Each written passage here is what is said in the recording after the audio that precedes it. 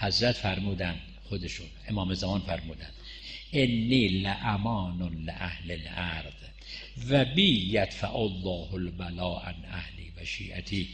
حضرت بقیت رو فرمودند وجود من سبب امنیت عالم وجود است و به واسطه من خدا دفع بلا از شیعیان دوستانم میکنه. این امام زمان به واسطه من دفع بلا و گرفتاری و ناراحتی.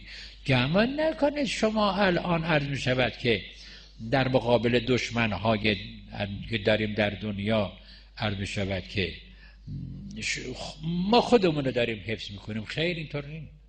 امام زمان حافظه. مملکت امام زمانه. در تمام دنیا بگردی یه مملکتی که به نام عرض شد امام زمان باشه نخواهی پیدا کرد، فقط ایرانه.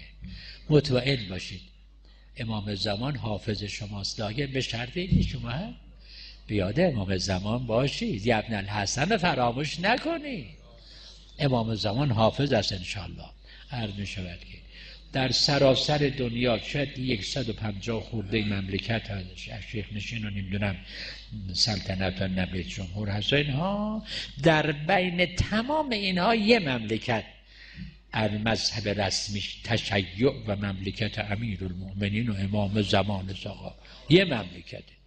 هر بشود که اینم امام زمان حافظ است، مطمئن باشید انشاءالله که ی ابن الحسن فراموش نکنید.